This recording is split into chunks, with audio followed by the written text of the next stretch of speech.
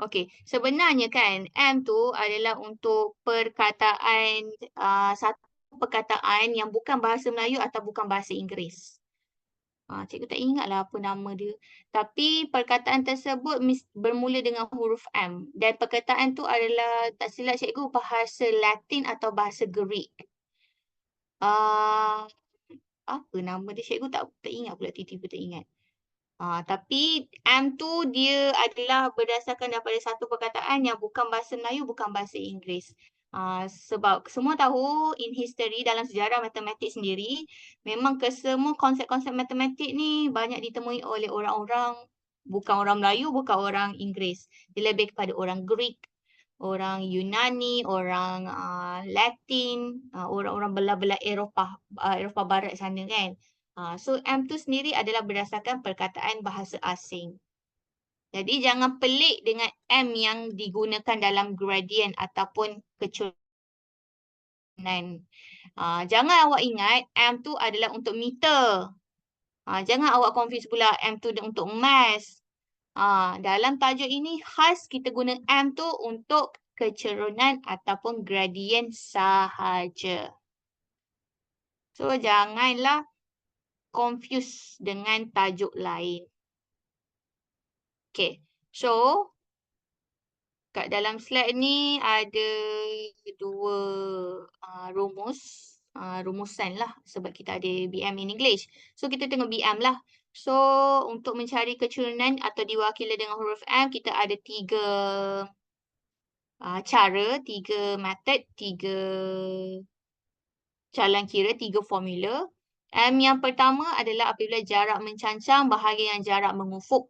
Jadi cikgu harap jarak mencancang dan mengufuk ni kamu dah boleh bezakan sebab dari sekolah rendah lagi dah jumpa perkataan mencancang dan mengufuk. Dari darjah 3. 3 sendiri dah jumpa mencancang tu apa, mengufuk tu apa.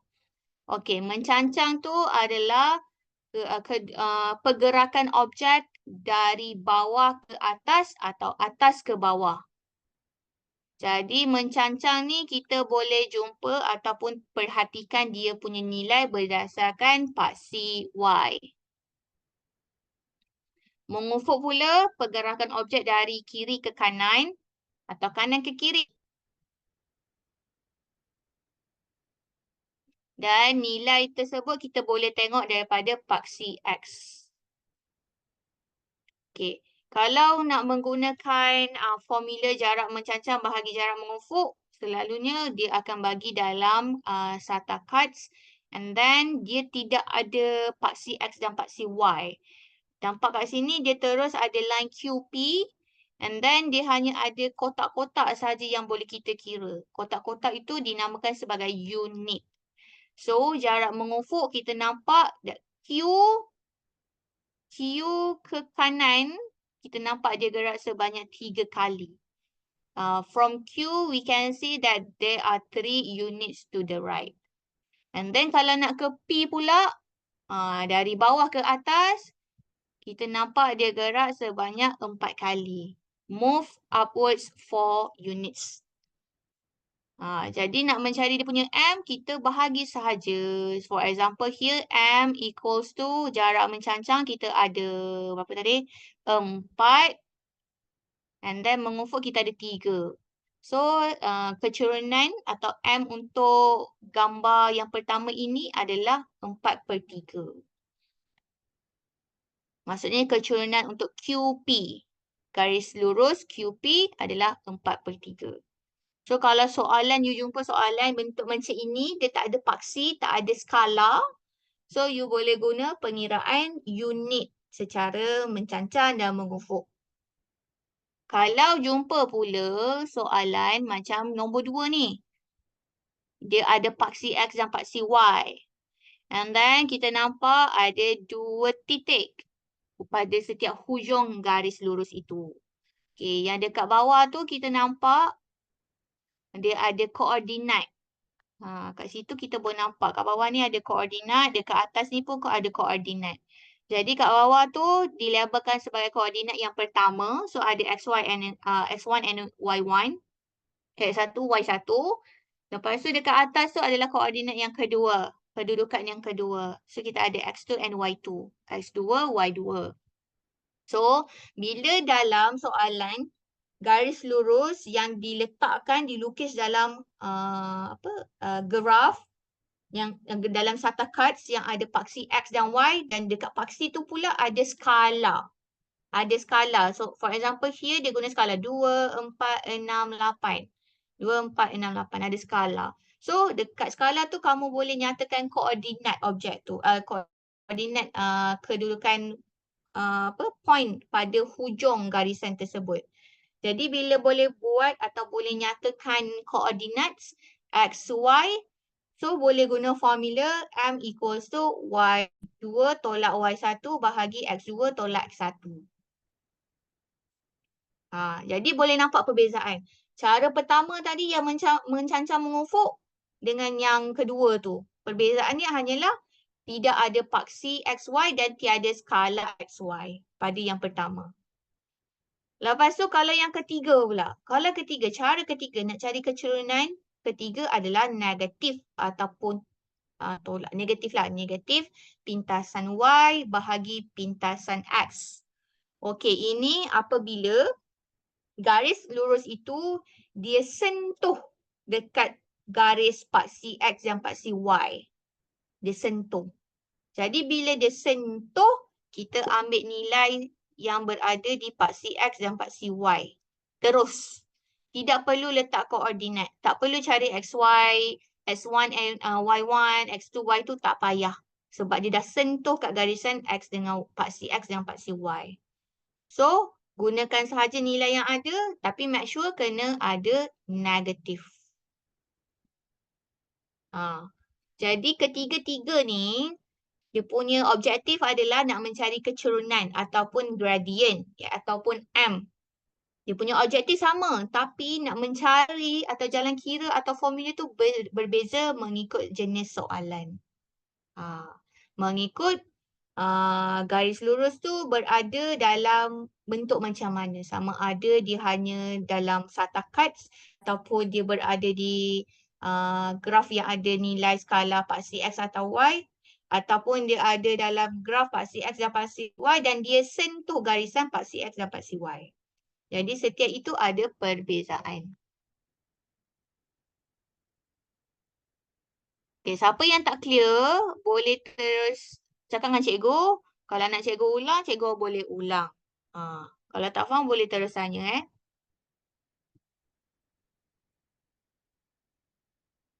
Okey, kita tengok untuk kecuraman dan arah kecondongan. Steepness and direction of inclination. Okey, kecuraman suatu garis lurus dapat dilihat dari nilai kecerunan. Semakin besar nilai mutlak kecerunan, semakin curam garis lurus tersebut. Tanda positif atau negatif pada nilai kecerunan menunjukkan arah kecondongan garis lurus.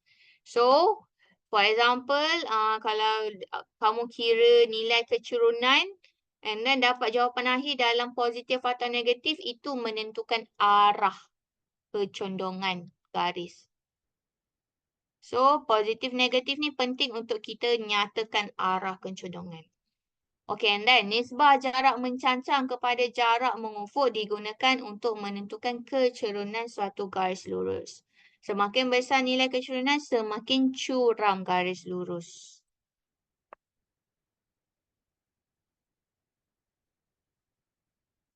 Okey, kalau kita baca ayat je mungkin kurang faham. Cuba kita tengok dia punya contoh gambar. Okey. Contoh gambar ini adalah, okey, gambar kita nampak slide ini adalah untuk cari kecerunan ataupun kita kata gradient. Gradient iaitu M yang diwakili dengan huruf M untuk menggunakan cara pertama tadi. Kalau ingat dalam summary ataupun perteminda tadi ada 3. Jadi ini yang pertama. Formula dia adalah jarak mencancang bahagi jarak mengufuk or vertical distance over horizontal distance. Okay.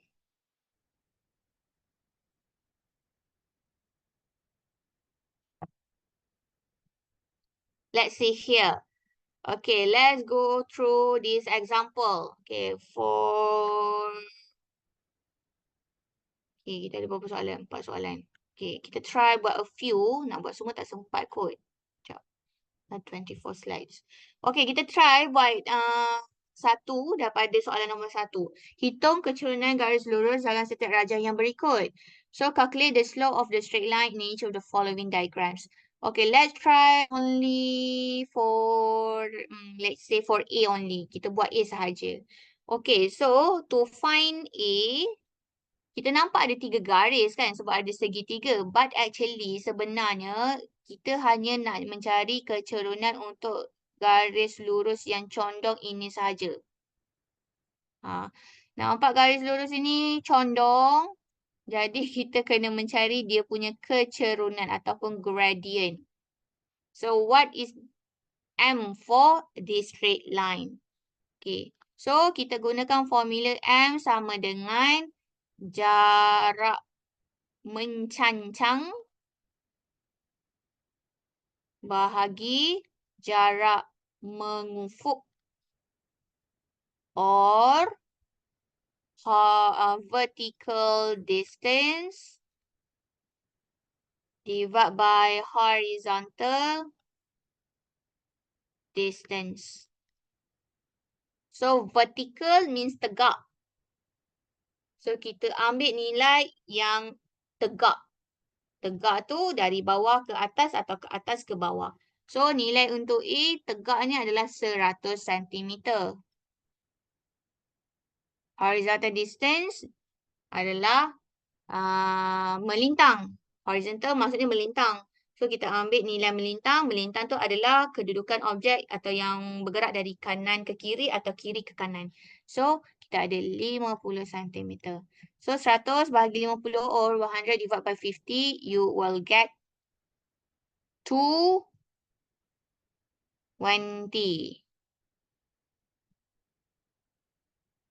Sorry, 2 only. 20 apa 2? 2 centimeter. Okay. However, for apa kita panggil? Kecerunan ataupun gradient, dia tidak ada unit. Okay. Kalau you tengok daripada calculation tu sendiri, 100 cm bahagi 50 cm. So, 100 dan 50 kita boleh permudahkan. Kita simplify, kita boleh dapat 2. And then, sentimeter bahagi dengan sentimeter. Benda apa-apa bahagi ataupun dalam bentuk pecahan, kita boleh potong atas dengan bawah kalau dia ada yang sama. So, unit kita ada sentimeter, atas, unit dekat bawah pun sentimeter. Kalau atas sama dengan yang bawah, kita boleh potong buang. So, sentimeter dah buang, dah tak ada apa. Hanya ada nilai sahaja ataupun nombor bulat sahaja. So, M untuk A adalah 2. M tu adalah kecerunan garisan ataupun gradient of a straight line. So, jawapan A adalah 2 sahaja. Jangan tulis unit. Gradient ataupun kecerunan tak ada unit. Okay, ini mudah sebab dia straightforward gambar dan terus ada nilai yang diberi. Kalau kita tengok soalan,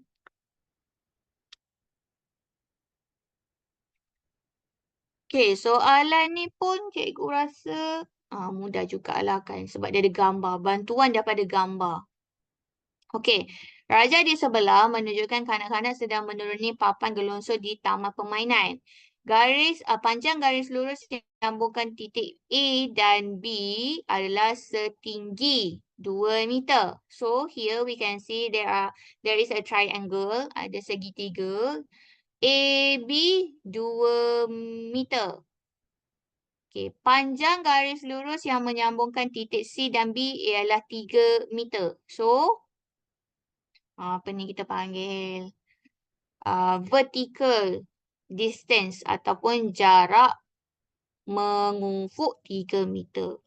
CB. CB ialah jarak mengufuk dan AB ialah jarak menyeberang. Kat situ pun dia dah bagi hint. Okay, so now kita kena cari dia punya M.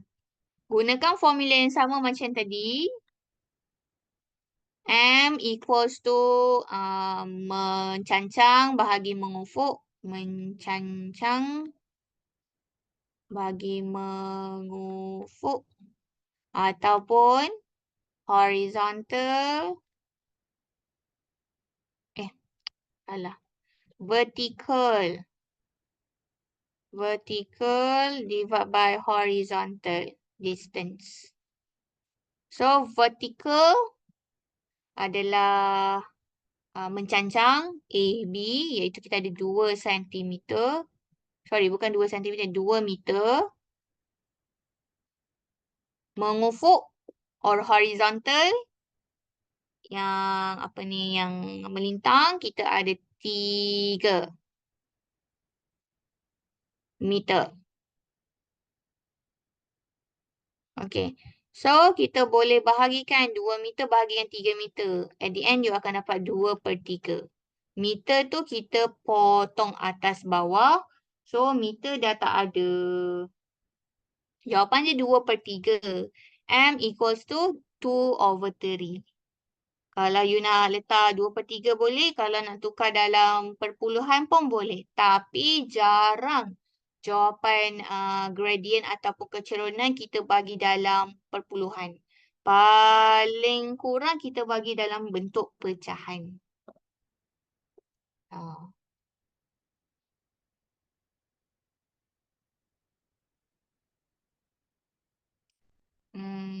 Senang. Ni.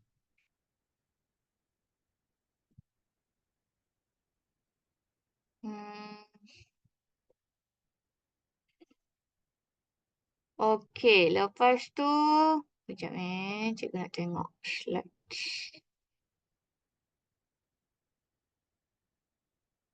Okey.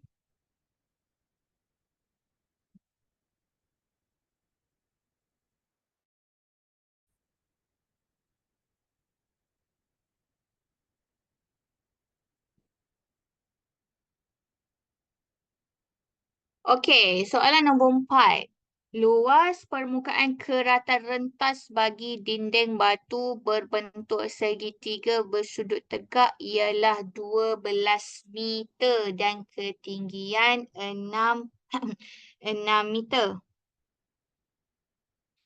Hitung luas dan kecerunan permukaan condong bagi dinding batu tersebut. Okey. 12. Okey, sorry. Kat sini sepatutnya 12 meter tu dia ada kuasa 2. Okey. So, luas segitiga itu adalah 12 meter persegi. Ketinggian adalah 6 meter. Jadi, soalan ini adalah untuk kamu cari luas dan kecerunan permukaan condong bagi dinding batu tersebut. So, ada 2 benda yang kamu kena kira. Satu, luas, dan kedua adalah kecerunan. Area and gradient. Okay. So, daripada apa yang dia bagi, okay, gambar apa ni? Gambar dinding batu berbentuk segitiga bersudut tegak itu, kita nampak maklumat yang dia bagi adalah tentang ketinggian 6 meter. Lepas tu kita nampak ada 2 meter kat situ. Itu adalah kalau dia daripada bahagian hadapan. Itu kalau panjang untuk segi 4 tepat. Okey.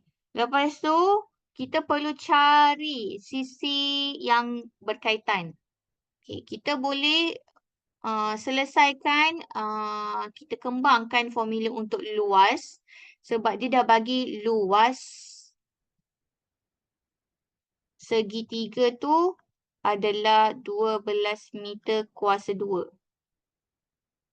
Jadi kita fikirkan formula untuk luas segitiga. Formula untuk apa-apa objek, semua objek lah. Senang cakap, kena hafal, kena ingat. Jadi luas untuk segitiga formulanya adalah 1/2 darab panjang darab tinggi. Atau setengah buku atau setengah orang biasa guna panjang darab lebar. Lebar atau tinggi tu adalah benda yang sama dalam luas. Or English 1/2 multiply with base time height. Base time height or base time width. Benda yang sama.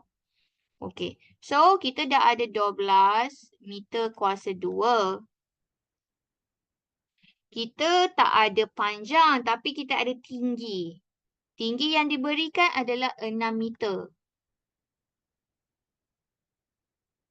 So, dekat sini kita nampak unknown ada satu iaitu P, iaitu panjang. So, cari nilai P dahulu. Okey. Cikgu bagi masa 15 saat untuk cari nilai P. Cuba fikirkan apa jawapan untuk P.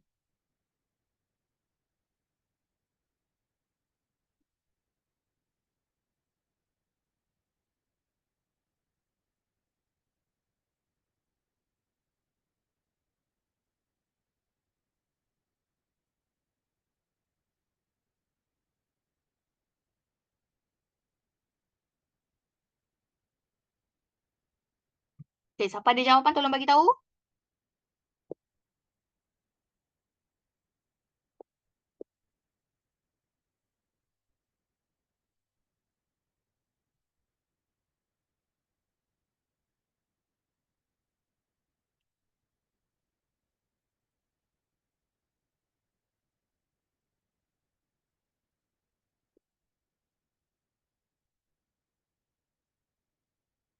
P dapat apa?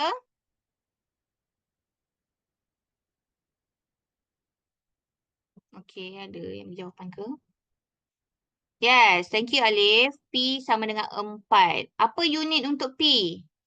Unit. 4 tu betul dah. Apa unit selepas 4? Yes. Meter. 4 meter jawapan untuk P. So,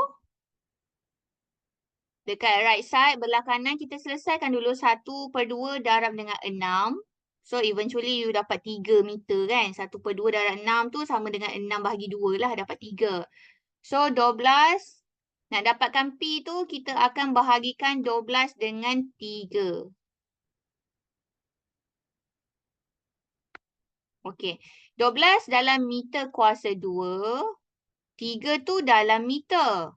So, P adalah 4 meter. Okey. Kadang-kadang pelajar dia dapat nilai sahaja tapi dia tak tahu macam mana nak fikirkan unit. Unit tu penting. Okey, jadi kan daripada bentuk lazim ni sendiri, meter kuasa 2 dan juga meter. Okey, sebenarnya kan dalam unit, apa-apa unit yang tiada kuasa, sebenarnya dia ada kuasa 1. For example, 3 meter. 3 meter ni sebenarnya meter tu adalah kuasa 1. Ada, cuma kita tak tulis. Kenapa kita tak tulis? Sebab kuasa 1 tiada nilai. Tiada perubahan nilai maksudnya. Kalau kuasa 2 kena tulis, wajib tulis sebab dia ada perubahan nilai. Kalau meter saja atau meter kuasa 1 tiada perubahan nilai. Sebab tu kita tak tulis. Okay. So, form 2. Okay, form 2 dah belajar sedikit banyak tentang algebra. Algebra dan kuasa. Kuasa tambah, kuasa tolak, kuasa darab, kuasa bahagi. Jadi, sekarang ni kita cuba buat revision sikit lah tentang algebra. So, meter kuasa 2 bahagi meter kuasa 1. Ni benda ni. Benda yang sama. Okay, so kalau kuasa, ni special untuk kuasa sahaja. Kalau kuasa bahagi, kita boleh selesaikan dengan buat tolak. So, 2 tolak 1 akan dapat 1. Sebab tu, akhirnya 4M. M ini sebenarnya dari kuasa 1. Cuma kita tak tulis. Jadi kalau ada soalan kuasa untuk algebra yang sama, algebra kita adalah M sekarang ni, sama. Jadi kita boleh selesaikan bahagi kuasa itu dengan buat tolak. 2 tolak 1 dapat 1. Kalau contoh, kalau darab pula. Contoh M 2 kuasa 2 darab M kuasa 1. Jadi, kita bukan 2 darab 1. Kita 2 tambah 1. 2 tambah 1 untuk kuasa sahaja. So, at the end, dia punya kuasa akan jadi 3. So, M kuasa 3. Untuk kuasa, kalau bahagi, kita tukar dengan tolak. Bukan tukarlah, maksudnya selesaikan menggunakan operasi tolak. Kalau darab, kita tukar ataupun menggunakan operasi tambah. So, bahagian tolak adalah dia punya pairing lah, dia punya pasangan. Darab dengan tambah adalah pasangan. Okay. So, that's how, macam itulah salah satu cara untuk kamu kenal pasti dia punya final units. Okay. So, P equals to 4 meter. P sama dengan 4 meter. So, P iaitu panjang untuk segitiga adalah 4 meter. So, kalau kita boleh lukis balik segitiga daripada gambar. Sekejap. Contoh kalau cikgu lukis balik. Okay, anggaplah lukisan cikgu ni sama macam yang kat atas ni. Okay, so 6 meter. Bawah ni adalah panjang dia 4 meter. Tapi garisan condong ni kita tak tahu.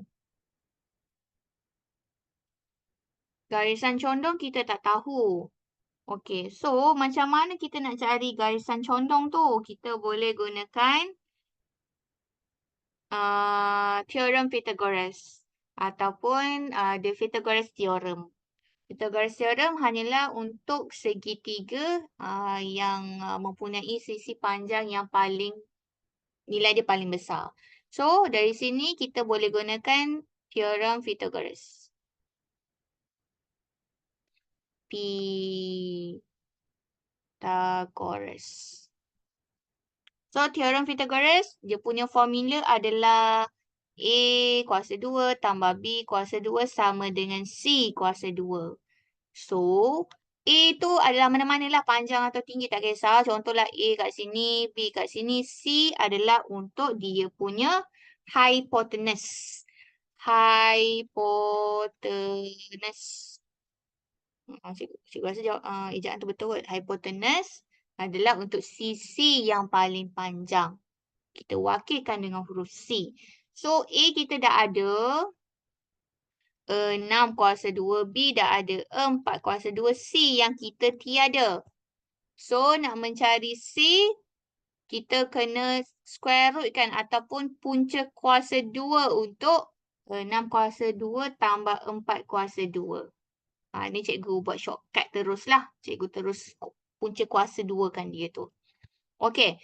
So, cuba kira C dapat berapa?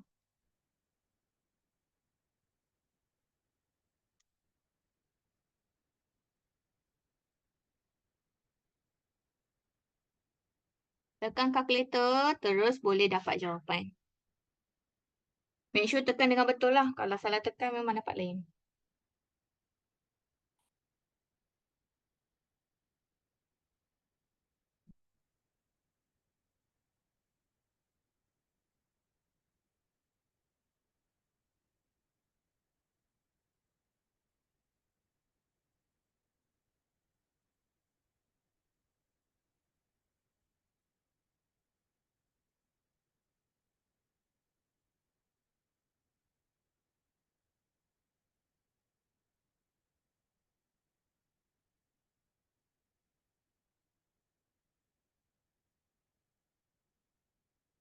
Berapa jawapan dia?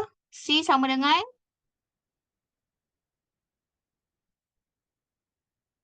dia tak akan dapat nombor bulat. Dia akan dapat perpuluhan. Perpuluhan lah. Dapat perpuluhan. Sebab kita guna 6 dan 4. Kalau 6 dengan 4, memang tak dapat nombor bulat. Dua per 13. 2 per 13. 2 per 13. Kalau convert jadi perpuluhan dapat apa? Salah. 2 per 13 tu salah. Cek balik Okay, jawapan dia 7,21. Betul. 7,21 meter. Sebab itu adalah hypotenuse untuk segitiga. Nilai untuk C jadi 7,21 meter.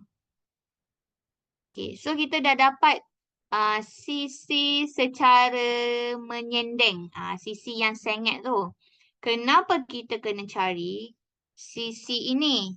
Sisi ini kenapa kena cari? Sebab kita kena kira luas dan kecerunan permukaan condong bagi dinding batu.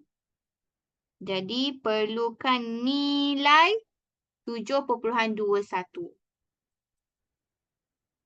Kita nak cari, permukaan condong tu mungkin ada yang mungkin lah, tak semua, tapi mungkin ada yang keliru permukaan condong tu. Permukaan condong.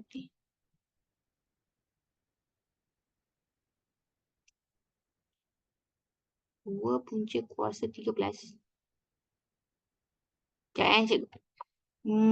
Apa punca kuasa? Tak boleh. Kalau kita, sekarang ni kita nak cari nilai untuk C, hypotenuse. So, dia mesti dalam unit meter.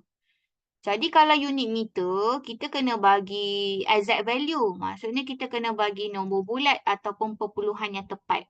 Tidak boleh nilai yang tak boleh nilai yang tidak diselesaikan lagi. For example, kalau kamu bagi contoh apa? 7,21 ni contohlah. Contoh. Contoh kalau C sepatutnya 4 cm. Tapi kamu bagi 2/2 cm. Tak macam tak kena kan? 2/2 cm tak kena. So kena bagi yang sudah diselesaikan. 2/2 adalah 4. Tu maksudnya. Kena bagi exact value. Nilai yang tepat. Okay. Tadi nak sambung. Okay. So, kecondongan, permukaan condong bagi dinding batu tu adalah segi 4 tepat. Yang ini. Yang ini. Dia suruh kita cari luas bahagian ini dan kecurunan bahagian warna biru Cikgu Lorek tu. Sebab tu kita kena cari hypotenuse ataupun bahagian C tu. So kita dah ada 7,21 meter dan 2 meter kat sini. So, kamu dah boleh kira jawapan untuk luas. Okay, apa jawapan untuk luas? Luas kecerunan atau luas permukaan condong. Formula luas untuk segi 4 tepat adalah panjang darat tinggi atau panjang darat lebar. Or area for rectangle is base time height or base time width. Benda yang sama. Tinggi dan lebar adalah benda yang sama. Okey, so masukkan saja nilai yang kamu dah cari. 7,21 meter darab salah. Panjang dia bukan 7,21 tapi 2 meter. Tinggi dia adalah 7,21 meter. So, darabkan sahaja kamu akan dapat 14,42 sentimeter. Semuanya dalam unit meter jadi meter kuasa 2. Luas unit terakhir mestilah ada kuasa 2. Okey, dah terjawab satu soalan iaitu luas. Sekarang ni nak cari kecerunan pula atau nilai M or gradient of straight line. So, kita kena cari M pula. M sama dengan. Okey, jadi daripada perteminda tadi kita nampak ada 3 jenis formula yang berbeza. Tapi akhirnya nak cari M juga. So, berdasarkan kesesuaian soalan dan gambar sendiri, kita kena guna cara yang pertama tadi. Iaitu berkaitan dengan jarak mengufuk dan jarak mencancang ataupun horizontal distance and vertical distance. So, the formula is atas sekali adalah cancang, bawah adalah mengufuk. Cikgu malas tulis panjang Mana faham mencancang bahagi dengan jarak mengufuk. Mengufuk. Ataupun jarak vertical distance divided by horizontal distance.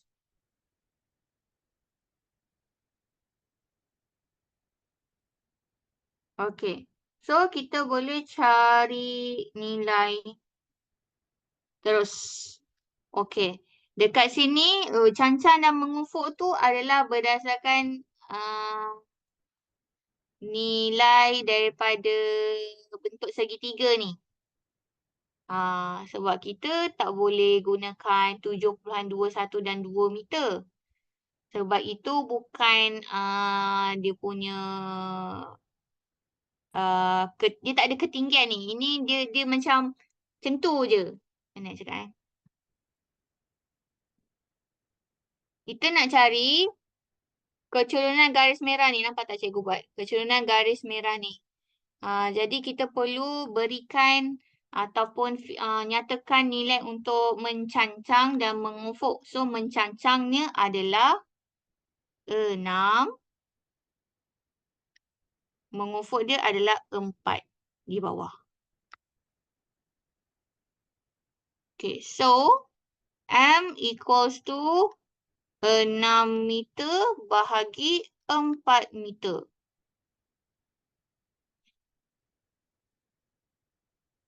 Kalau kita pemudahkan, 6 bahagi dengan 4, dengan sifir 2, kita boleh dapat 3/2. M bahagi dengan M, dah jadi tak ada, eliminate. So, dah dibuang, tak ada unit lah. Jawapan akhir adalah 3/2. So, itu adalah M untuk kecerunan permukaan condong. So, dalam soalan ni, wajib berikan 2 jawapan akhir. Luas dan juga M.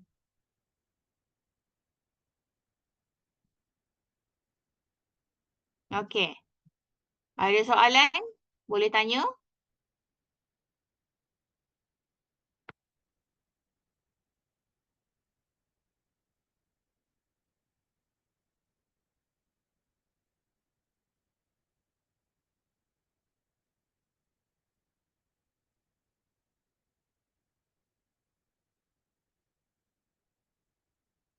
Okey. Yang lain ada soalan? Kalau ada soalan, kita proceed dengan soalan yang lain. Dengan example yang lain. Okey. Tadi ada 2 orang kan? Cikgu tak ingatlah siapa 2 orang yang belajar dalam English kan? Untuk 2 orang tu, cikgu tak ingat nama dia siapa. Okey tak belajar, maksudnya sebab kalau perhatikan cikgu lebih kepada penggunaan bahasa Melayu sebab cikgu lebih kepada majority lah kelas kan. So, cikgu kena ikut majority lah. That's why kalau ada few times cikgu akan selit-selit jugalah. Sebab maksudnya macam tu lah, flexibility kan. So, rasanya boleh faham lagi kan. So, sebab matematik ni benda sama, cuma kita kena bezakan dia punya term sahaja. So, 2 orang, Amanda dengan Alfa kan. Okay. So, kalau rasa macam nak juga cikgu explain in English, boleh bagi tahu. I can explain to you. Boleh, tak ada masalah. Okay. Right. So, cikgu rasa tak ada soalan untuk ni. Okay, kita proceed untuk next one. Okay, kita tengok yang ni pula. Rumus kecerunan garis lurus pada sata cuts. Okay, the formula for the gradient of a straight line on Cartesian plane. Okay, sata cuts tu adalah apa ni? garisan yang kotak-kotak tu lah. Yang kita boleh lukis graf pada paksi X dan paksi Y. Okey, dalam sistem koordinat Cartesian, keturunan garis lurus yang melalui dua titik A dan B. So, soalan ini kita akan tengok, maksudnya bahagian ini kita akan tengok soalan berdasarkan conclusion tadi, perterminan tadi, ini yang kedua. Yang kalau dia bagi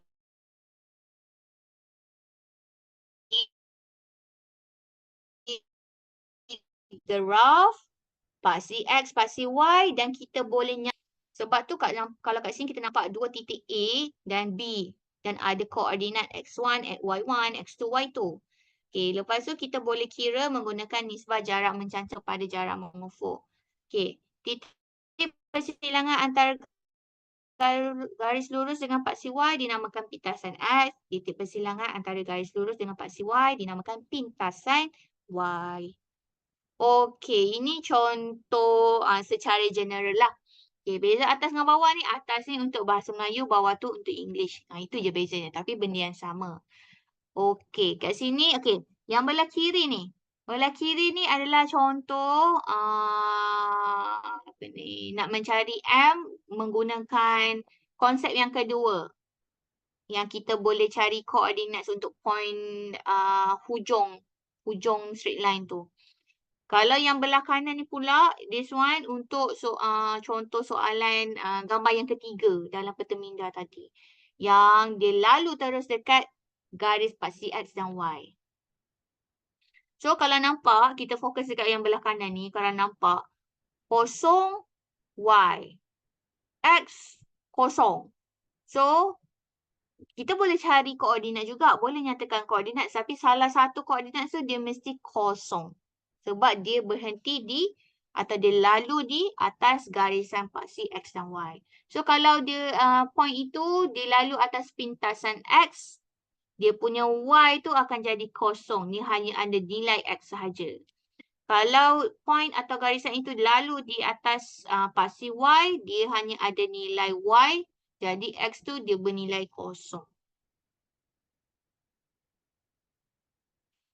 Kita terus tengok contoh soalan. Okay.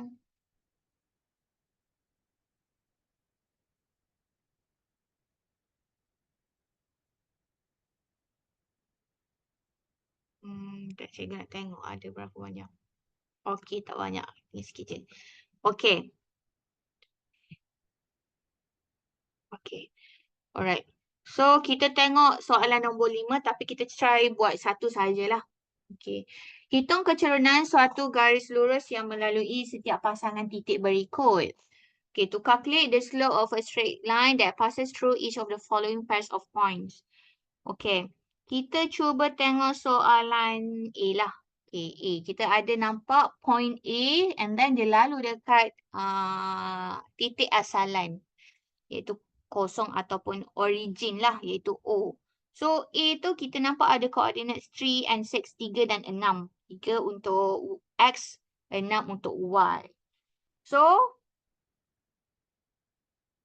kita boleh gunakan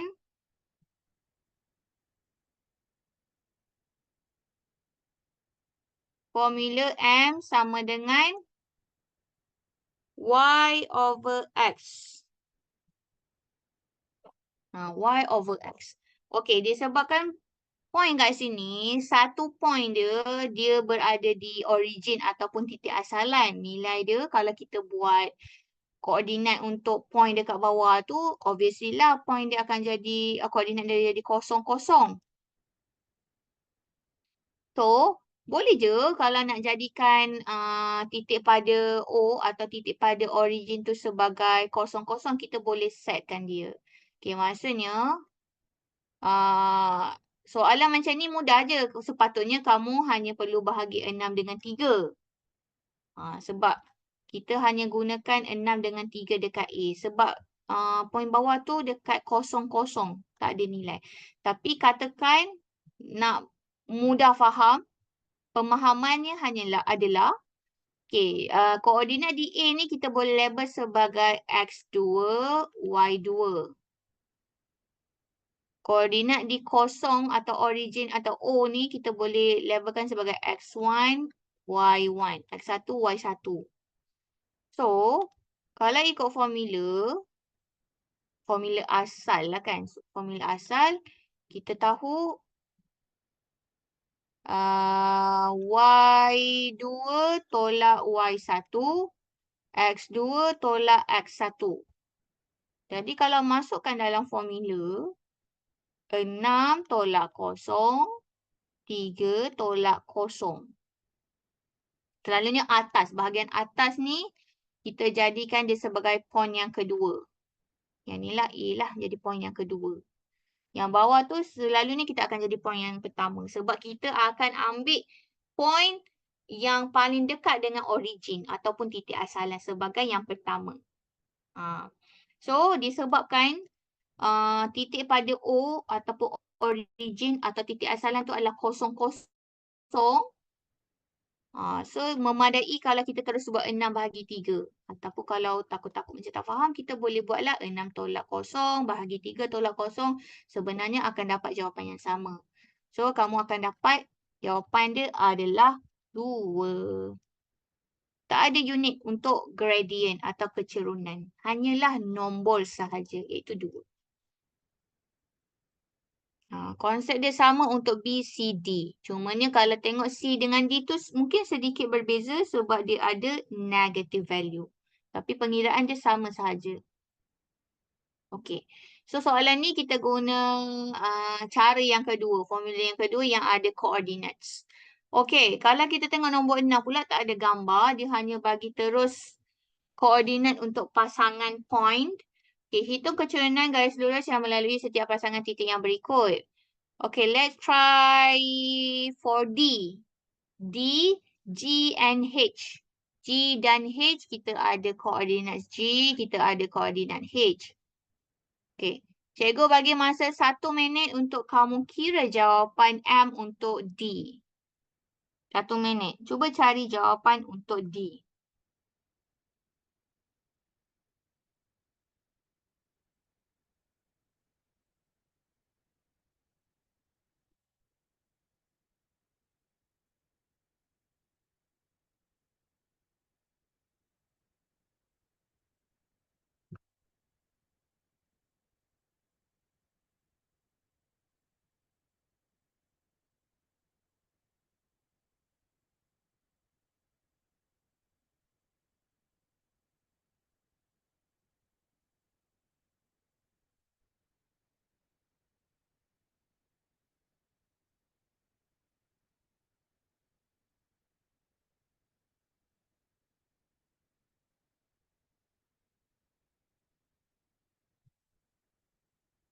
Okay, siapa dah siap boleh bagi tahu cikgu jawapan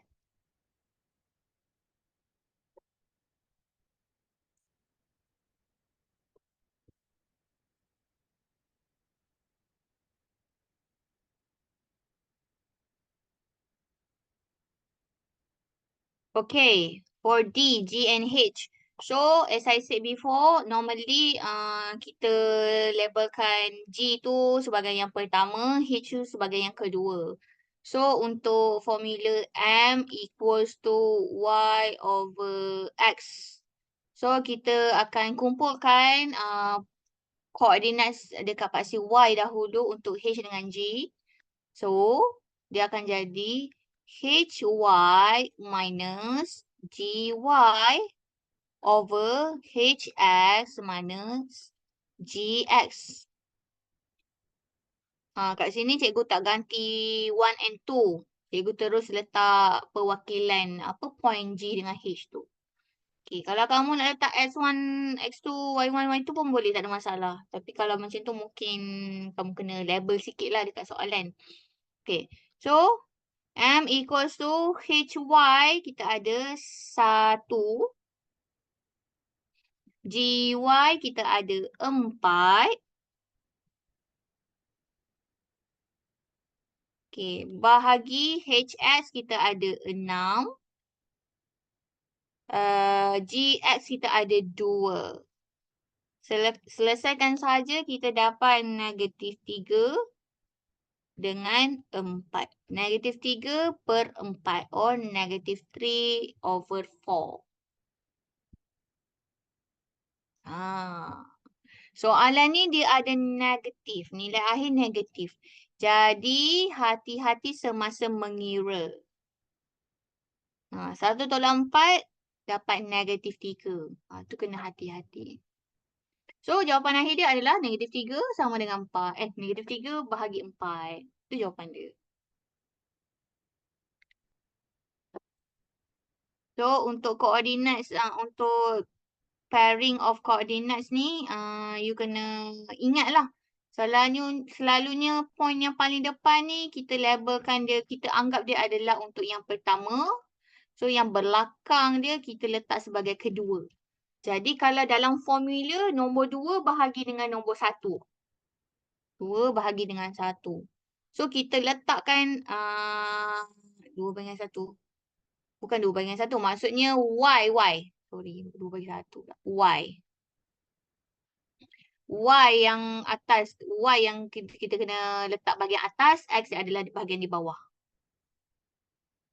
So, Y bahagi dengan X.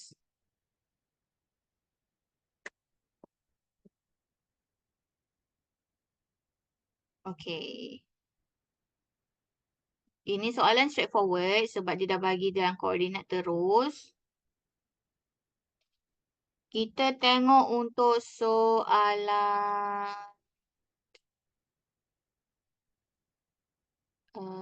soalan apa ni?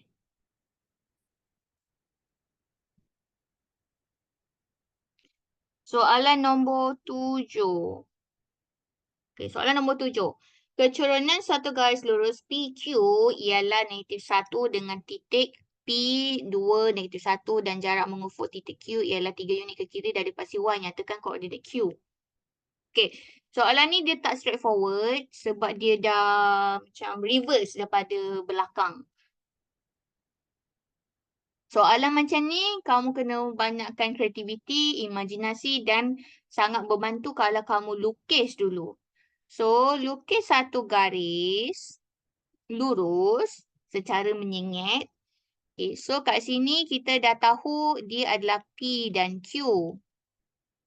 Dan kita dah tahu nilai M sama dengan negatif 1. Okey. Koordinat untuk P kita dah ada 2, negatif 1. Jarak mengufuk titik Q ialah 3 unit ke kiri dari paksi Y.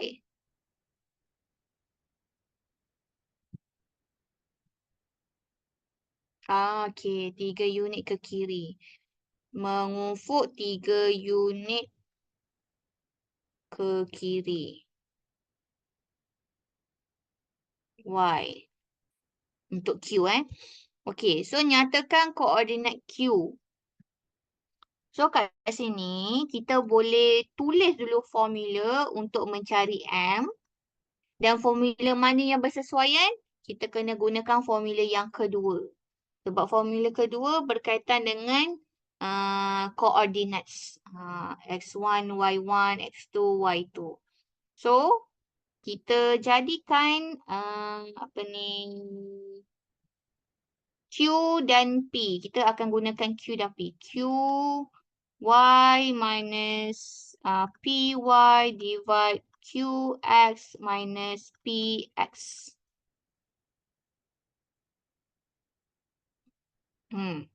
Sebab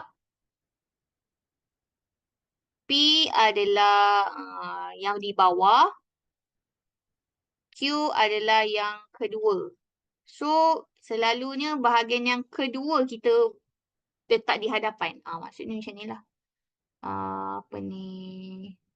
Y2 minus Y1. X2 minus X1. Macam tu. So, QY minus PY divided by QX minus PX. Okay, masukkan apa yang ada. Masukkan saja apa yang ada. So, kita dah ada dia punya M. So, negatif 1 untuk M. QY. Kita tak ada QY. PY pun mungkin masih, PY kita ada. PY tu adalah negatif 1.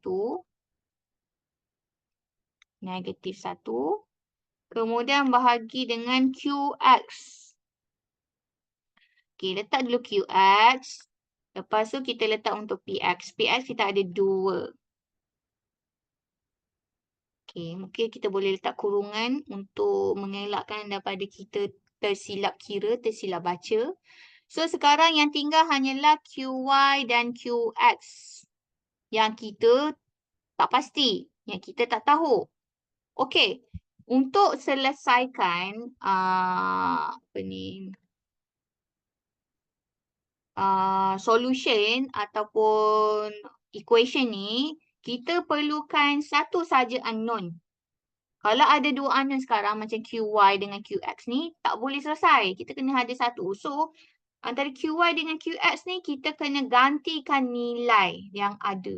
So, nilai yang ada tu adalah jarak mengufuk titik Q ialah 3 unit ke kiri dari paksi Y. Dia kata 3 unit ke kiri. Jadi, 3 unit ke kiri. Okay, contoh 3 unit ke kiri. Okay, jap, jap.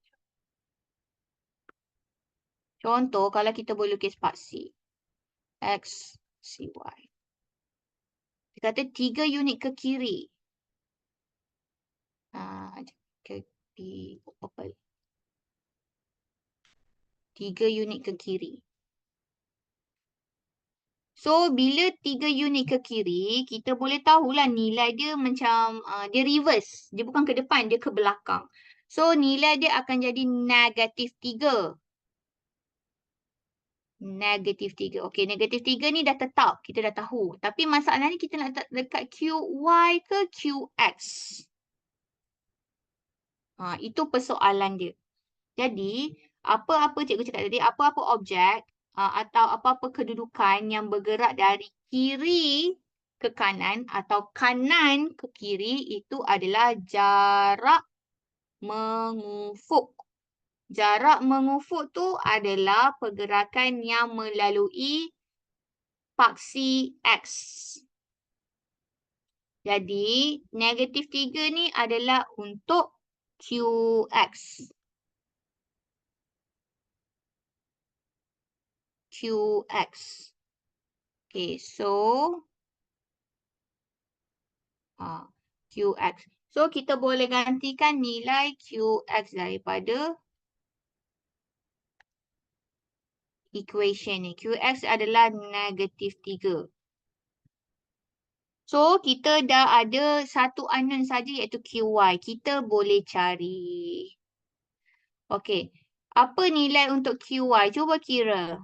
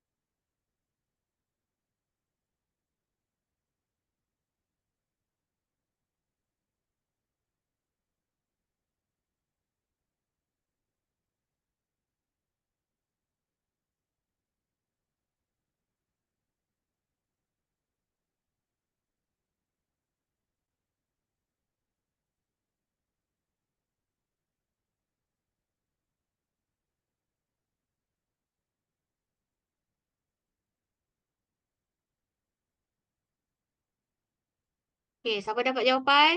QY sama dengan berapa nilai dia?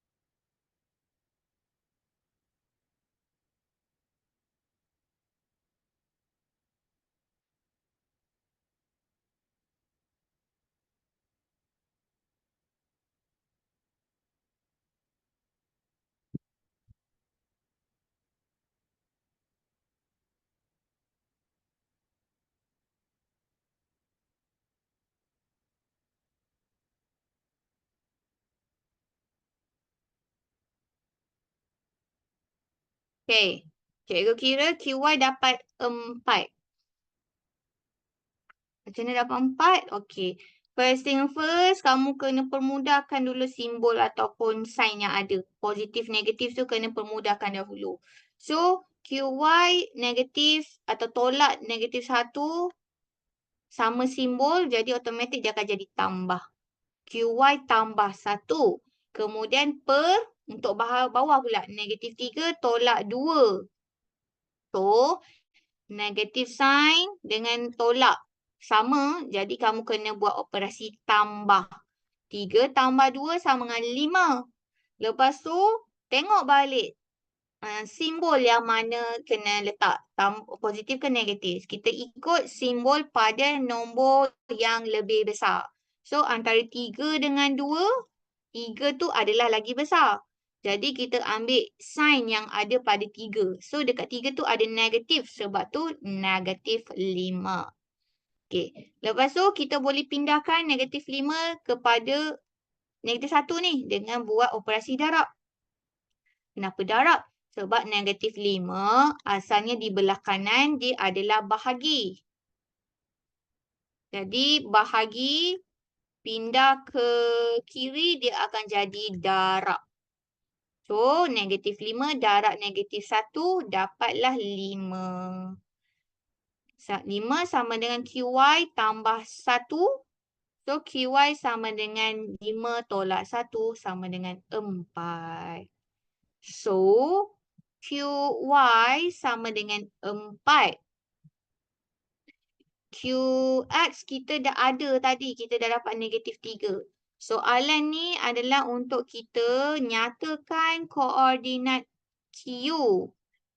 So, hanyalah perlu tulis koordinat Q, X dan Y dia apa. So, Q, X dia adalah negatif 3. Y dia adalah 4. Tu jawapan dia. Jawapan akhir. Boleh tulis macam itu.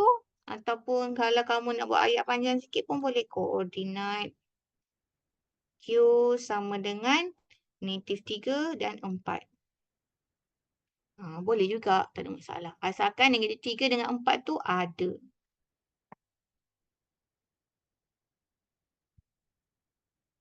Okey. Ada soalan tak? Untuk soalan nombor 7 ni. Kalau ada yang tak faham, cikgu boleh terangkan lagi sekali.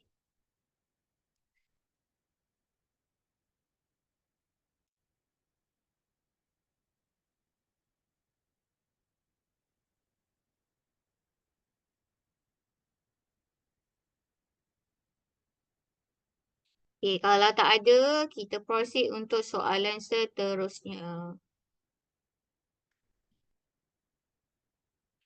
Okey, soalan ini tentang laju dan masa. Okey.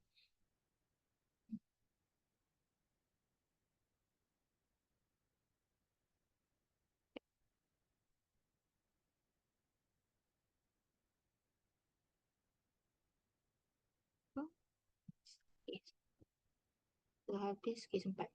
Alright, kita try tengok nombor 8. Kita ada gambar rajah graf di sebelah iaitu graf untuk laju dan masa.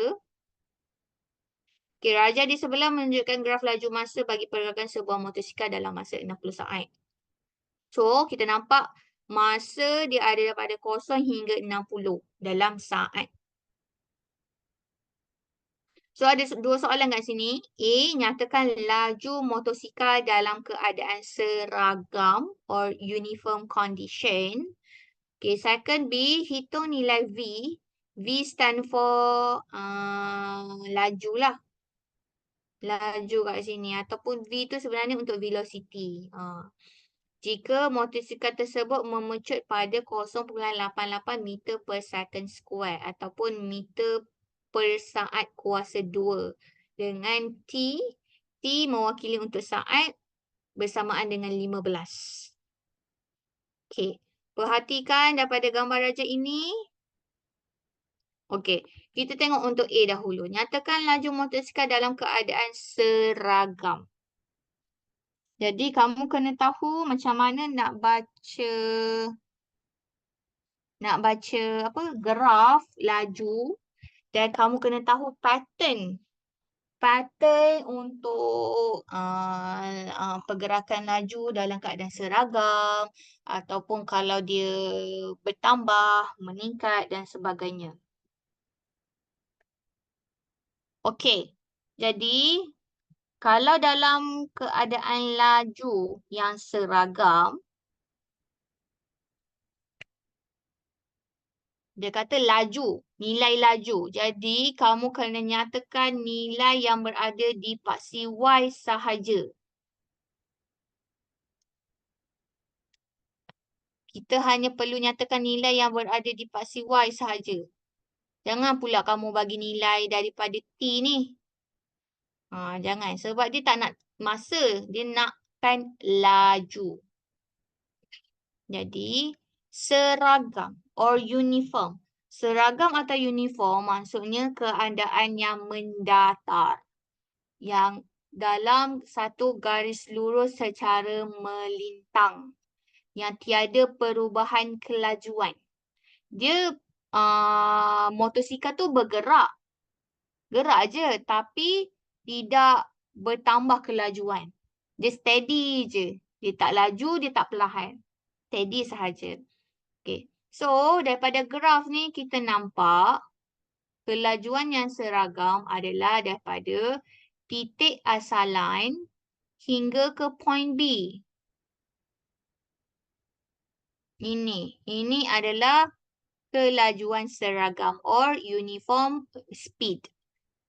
Dari titik asalan, dari origin, pergi dekat point B.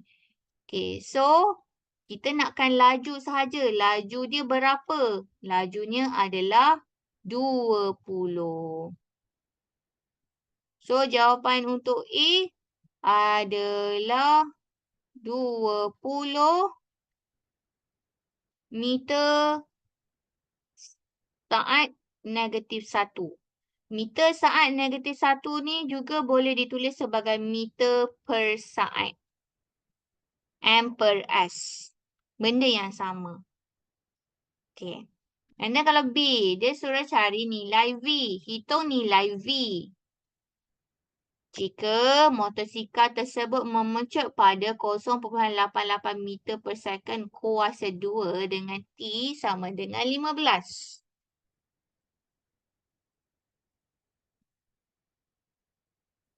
Okay.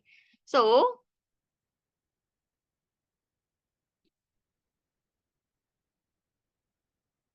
dia kata memecut. Memecut. Ini kita dah belajar dalam tajuk yang ke-9 kalau tak silap cikgu. Turutan yang ke-9. Laju dan pecutan kalau tak silap cikgu. Okay. So, kalau kita cakap pasal kelajuan atau laju, kita akan ada pecutan juga. Sama juga in English, kalau kita belajar speed, kita akan belajar juga untuk acceleration. Okay. Laju adalah apabila dia ada jarak dan juga masa. Kalau pecutan tu adalah daripada perubahan laju dengan masa. So, kalau kita tengok daripada unit, unit asas lah, unit asas ataupun general unit untuk laju, kita guna meter per second, meter per saat. English MBM sama. Okey, kalau pecutan ni, dia ada benda yang sama, meter per saat, tapi dia ada perubahan daripada masa. Jadi kita kena jadikan S tu daripada kuasa 1 menjadi kuasa 2. Pecutan and acceleration meter per second square. Itu beza laju dan pecutan, speed and acceleration. Okey, soalan B, dia kata cari nilai V jika motosikal tersebut memecut. Sebab tu kalau perasan dia ada unit dia, meter per second square. Jadi 0.88 ini adalah nilai pecutan. Bukan nilai laju tapi nilai pecutan. Acceleration. Pecutan adalah acceleration in English. Okay. So, sekarang ni kita kena cari nilai V. Okay. Kalau tengok dalam V,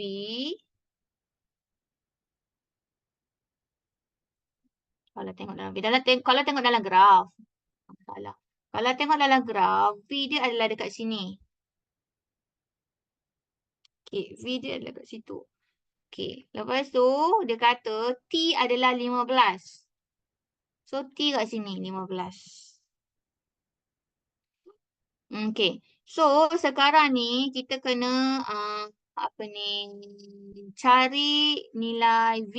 V tu apa? Okay, sekejap cikgu padam dulu.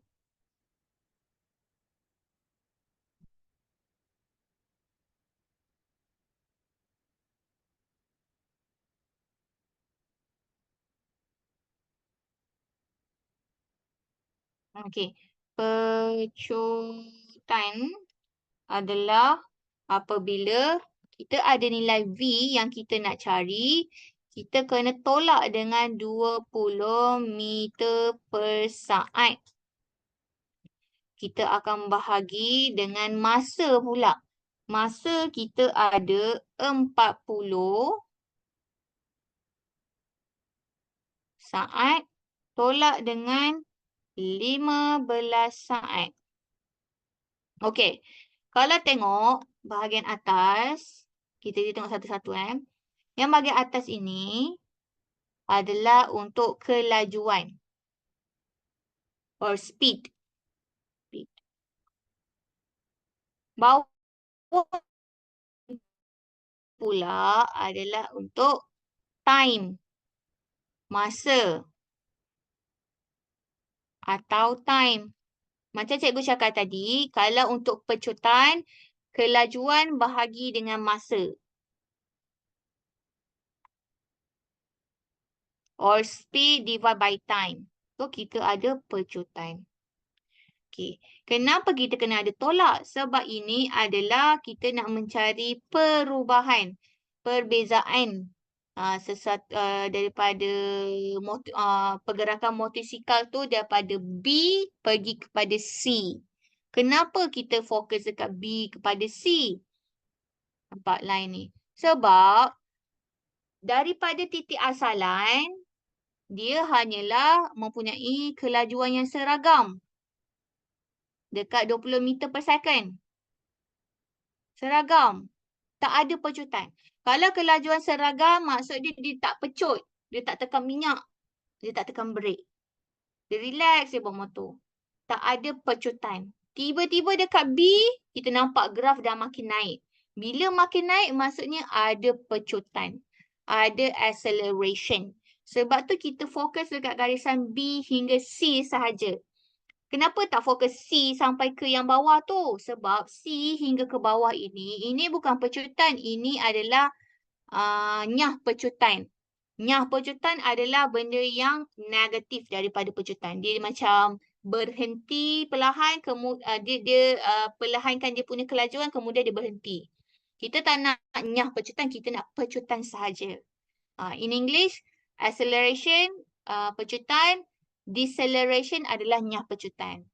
Okay, so kita fokus dekat B dengan C sahaja. So, B dengan C. Kalau B tu dengan C. Okay, macam cikgu katalah. Kalau dalam satu garis lurus or a straight line, kita boleh cari gradient. Kita boleh nampak BC, point B dengan point C. So, kita fokus, kalau dalam formula, kita akan letak nilai C dahulu, baru kita letak untuk nilai B.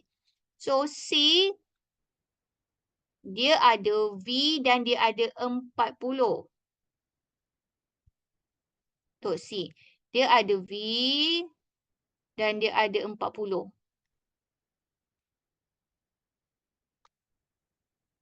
Okay.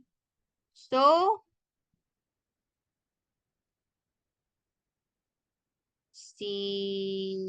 apa ni? CY, CX.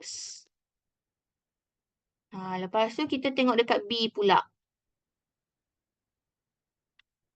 B, dia ada 20 dan juga 15. So, BY, BX. 20, 15. Daripada graf, daripada straight line BC. So, kita akan cari gradient. Basically, pecutan tu adalah, dalam kes ni adalah gradient lah, iaitu nilai M.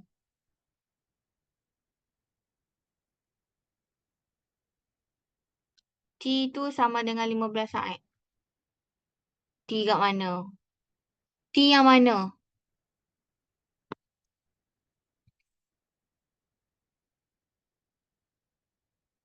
Apa yang tanya soalan tadi? T yang mana, Muhammad? T tu 15 saat ke? Maksud awak yang ni ke? Kalau yang ni, memanglah T sama dengan 15 saat. Okay. So, kita dah ada 15 saat lah kat sini. Kita dah letak dah pun. Kita dah refer kat dia. Okay, alright. Alright. So, kita dah nampak perkaitan laju dan masa. Kita dah masukkan dalam formula. So, kita boleh cari V. Sebab V je yang tak ada kat sini. V saja unknown. Selebihnya ada 20, ada 40, ada 15 ada. Dan pecutan sendiri dah ada nilai iaitu 0.88 meter per second, meter per saat kuasa 2. So, cari sahaja V tu apa. Sebab semuanya dah ada. Okey, cuba kira V tu dapat berapa.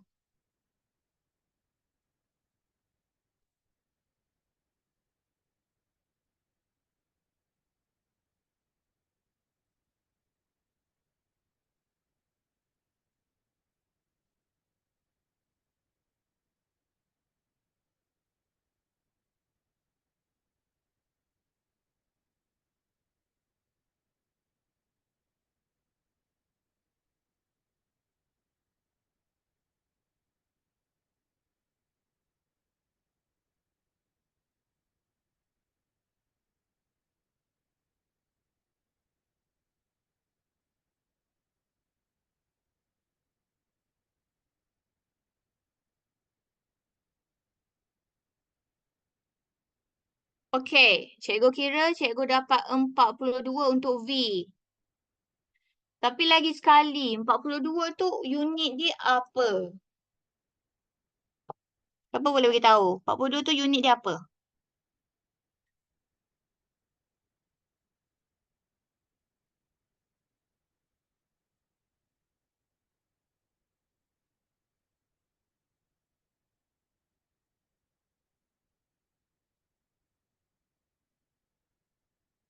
Okey, good. Meter per second. Betul. Meter per second. Sebab V tu adalah basically V stand for velocity atau bahasa Melayu adalah kelajuan lah. Speed and velocity basically benda yang sama. Okay, so V tu adalah 42 meter per second. So kalau kita boleh label kat sini, V tu sama dengan 42 sebenarnya. Jadi dah terjawablah soalan B. Jawapan dia 42 meter per second.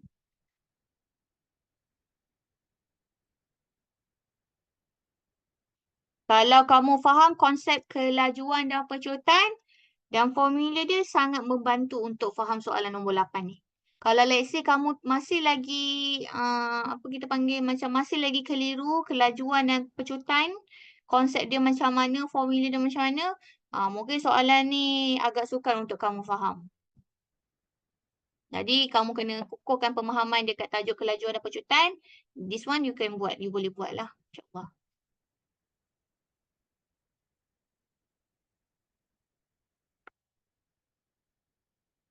Okay. Kita proceed dengan soalan lain.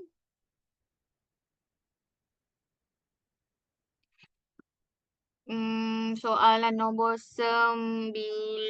Okay, soalan nombor 9 ni sangat senang. Ini dia menggunakan pintasan ataupun intercept X and Y. So, ini kita daripada rumus, daripada peta minda ataupun conclusion daripada first slide tu. Ini adalah bahagian yang ketiga. Sebab dia dah bagi pintasan terus. So, kita terus masuk dalam formula M equals to negatif pintasan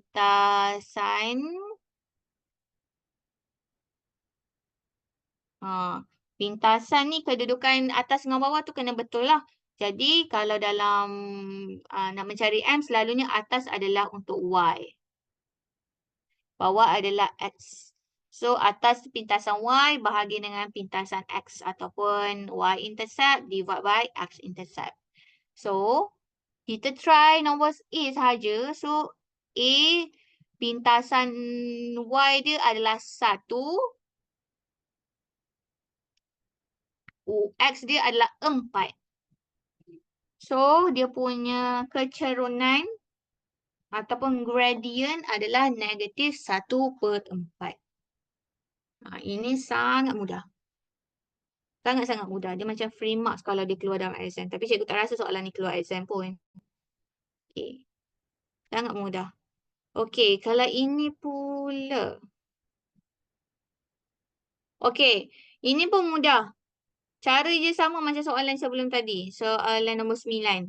Okey, cuba cikgu bagi 1 minit untuk kamu kira. Apakah pintasan X bagi garis lurus tersebut?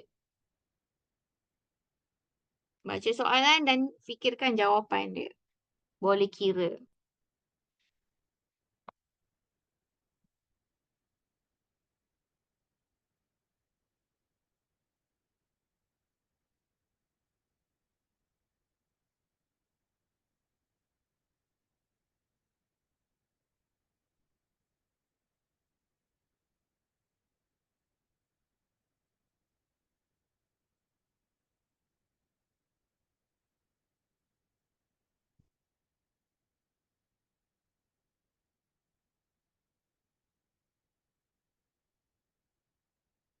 Apa jawapan dia?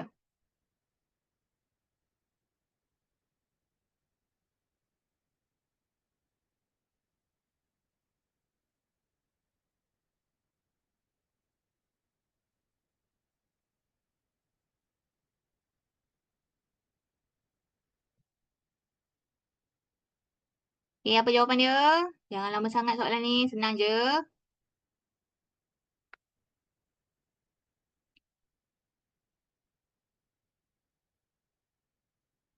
Dia dah bagi nilai M. Daripada ayat tu kamu kena tahulah M tu apa. So, kecerunan suatu garisan ialah 2. So, 2 tu adalah M. Pintasan Y adalah negatif 18. So, sekarang ni perlu cari pintasan X.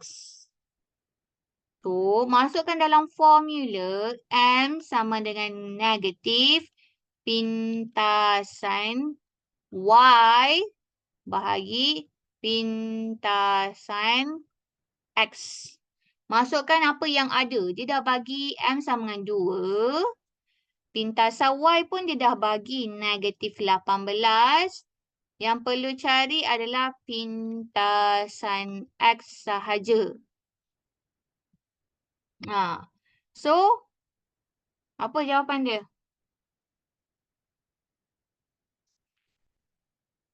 Pintasan X sama dengan negatif 18 bahagi 2. Kod lah confuse dengan sign ataupun negatif tu boleh buat kurungan. Tak ada masalah.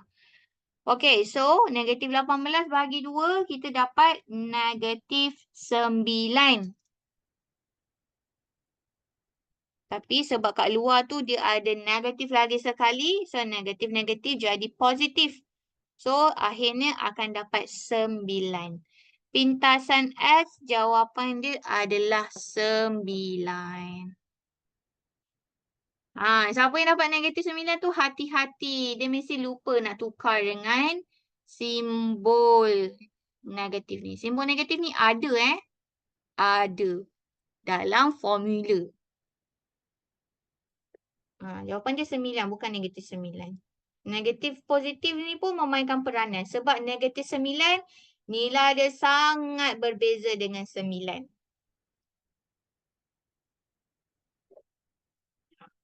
Okey. Kita teruskan dengan soalan seterusnya.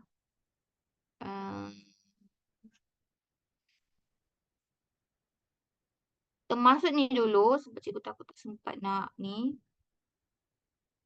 Kita tengok bahagian yang terakhir iaitu kecerunan garis lurus, gradient of a straight line.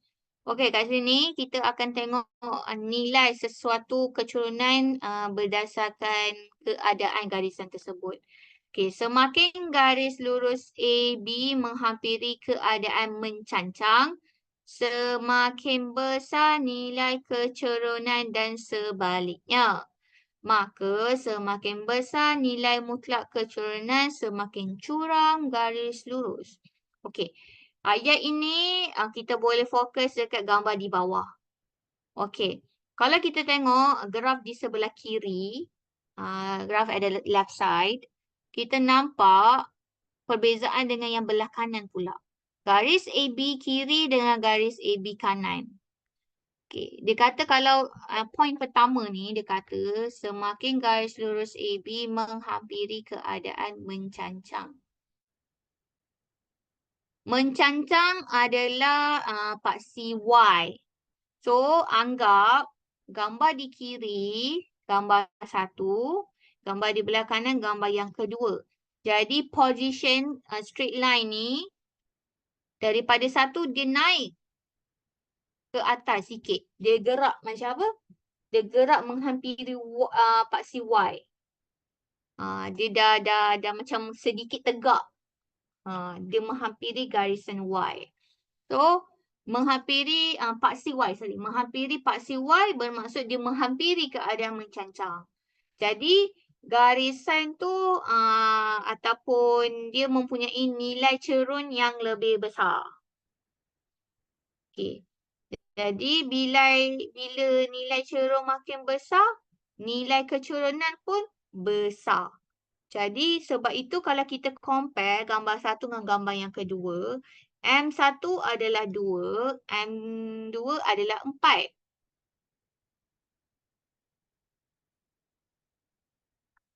M yang cikgu cakap adalah untuk gradient ataupun kecerunan.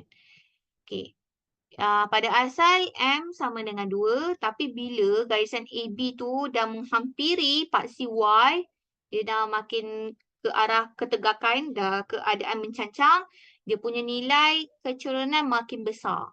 Gradient dia makin besar. Tu maksud dia. Itu apa yang nak dibuktikan daripada gambar.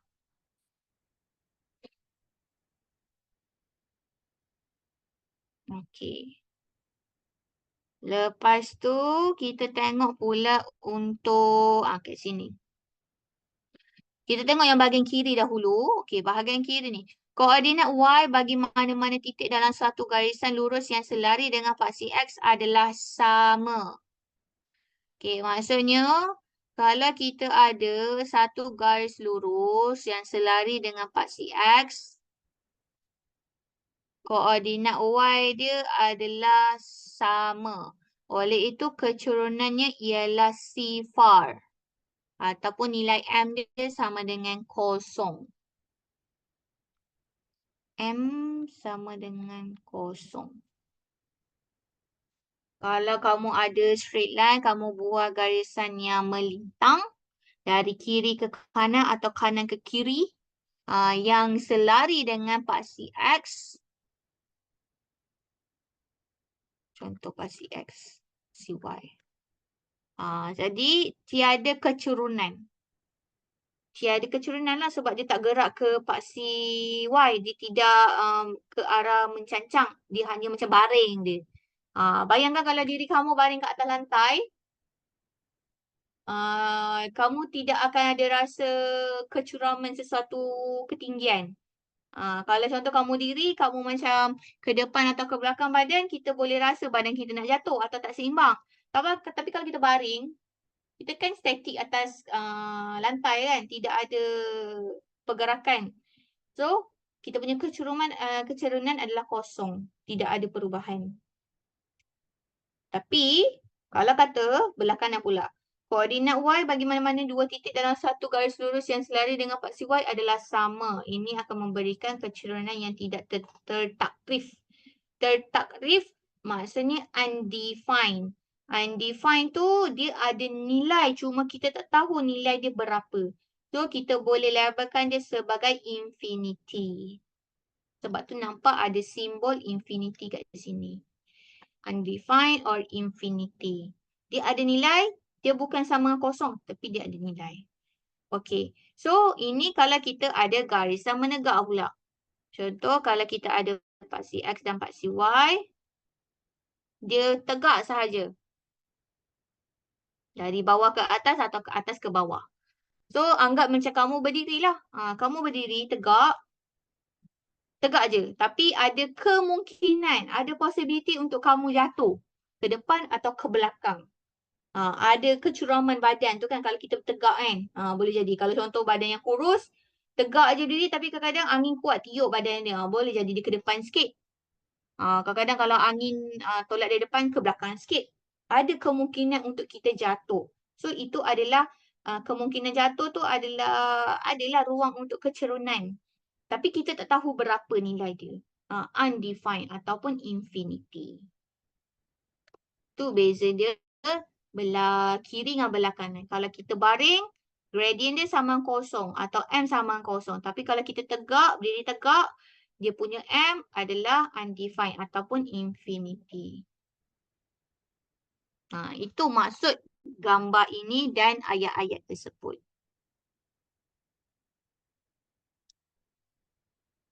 Okay. Seterusnya kita tengok soalan. Okay. Berdasarkan rajah berikut, nyatakan kecerunan sama ada positif atau negatif. So, kita nampak ada 4 lines, 4 straight lines, ada 4 garis lurus, LM, MN, NO dan juga OQ. Okey, jadi kita kena nyatakan garis tersebut dia cerun positif atau negatif dan kenapa. Okey, kita tengok LM dahulu. LM itu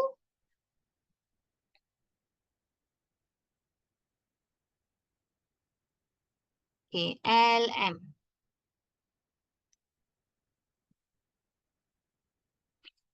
LM, dia punya jawapan apa?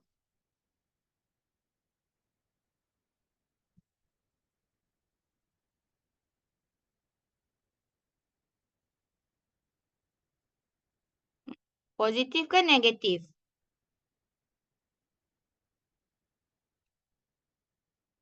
Okey. Negatif.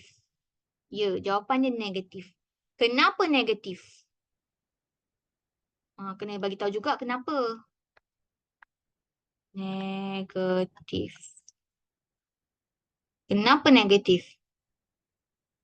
Sebab dia condong. Condong ke mana? Ya, sebab dia condong ke kiri. Kerana condong ke kiri.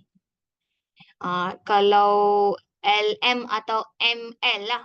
Mana-mana kita boleh jadi label. So, kalau kita nampak ML, dia nampak ML ni condong ke kiri. So, bila ke kiri, dia adalah negatif. Kalau ke kanan, dia jadi positif. Kita tengok MN pula. MN.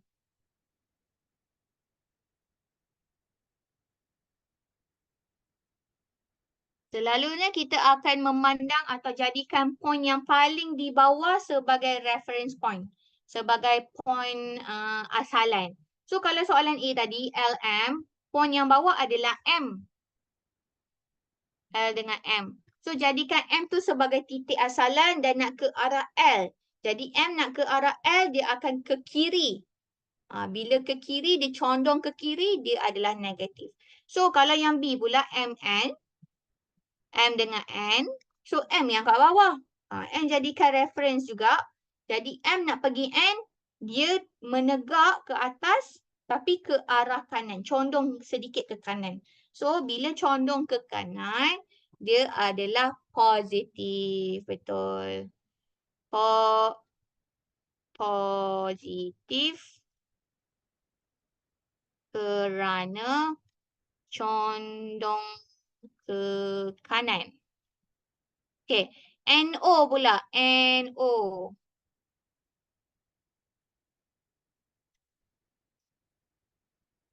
Ya. NO ke kiri. Sebab sekali lagi kita akan jadikan point yang di bawah sebagai reference. So, N dengan O. O tu yang kat bawah. So, O tu nak pergi N. O nak pergi N, dia ke kiri. Jadi, ke kiri dia adalah negatif. So, jawapan dia negatif kerana condong ke kiri. Sorry, tulisan cikgu buruk. Okay, nak laju kan. Okay, the last one, OQ. Ya, OQ sama juga konsep dia. OQ, Q yang kat bawah. So, jadikan Q sebagai reference point. Kita tengok Q nak pergi kepada O. Dia ke arah kiri. So, condong kiri. Bila condong kiri, dia adalah negatif.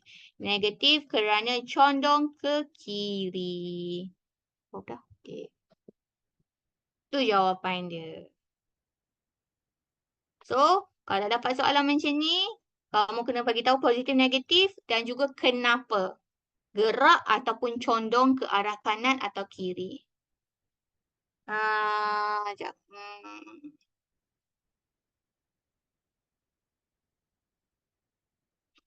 Okey, soalan ni. Kena pasti garis lurus dalam raja di sebelah yang mempunyai nilai kecurangan terbesar dan terkecil serta nyatakan alasan. Okey. Pilih garis mana yang mempunyai kecurangan terbesar dan kecurangan terkecil. Kalau yang terbesar, apa? Garisan yang mana satu? Kecurangan terbesar. Ataupun nilai M yang paling besar.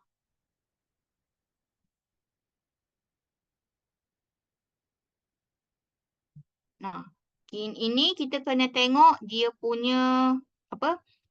Macam cikgu pernah bagi tahu tadi, cikgu terangkan kalau garis itu menghampiri paksi Y atau garis satu menghampiri keadaan mencancang mempunyai M yang besar. So antara OJ, IH, KL, MN kita nampak MN yang hampir tegak. Hampir tegak macam paksi Y.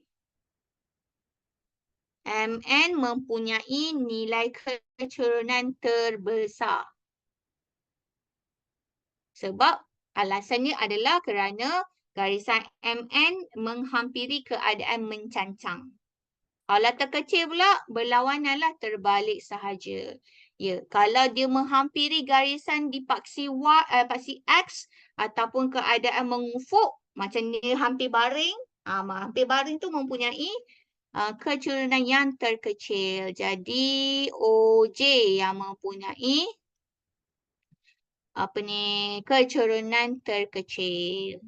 Alasannya adalah kerana OJ menghampiri keadaan mengufuk. Mengufuk, kecil, mencancang. terbesar.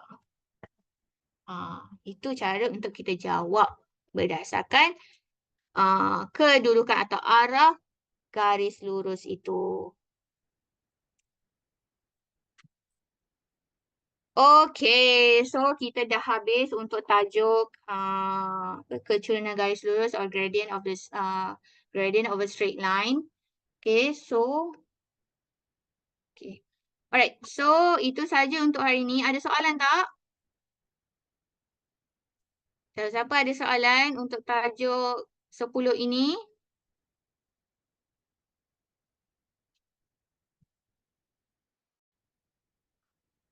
Kalau tak ada soalan, cikgu anggap tak ada soalan lah kalau tak ada yang. Okay, good. Thank you, Nuha. Okay, cikgu harap semuanya boleh faham apa yang cikgu terangkan. Kalau tak faham, bolehlah aku WhatsApp cikgu ke apa, tak kisahlah. Ataupun boleh tanya esok. Tak ada masalah. Okay, jadi esok kita akan sambung untuk tajuk yang 11. Nanti, nota dah bagi ke belum nanti kejap lagi cikgu akan share dekat grup lah. Cikgu rasa macam dah bagi. Belum Okey, belum kot. Okey, tak apa. Nanti cikgu bagi. Okey, so esok waktu yang sama kita akan bincang untuk tajuk 11. Okey, before kita dismiss, cikgu kena ambil gambar attendance dulu. So, cikgu harap boleh tak semua buka kamera? Cikgu kena ambil gambar. Kalau yang boleh buka kamera, tolong buka kamera ya.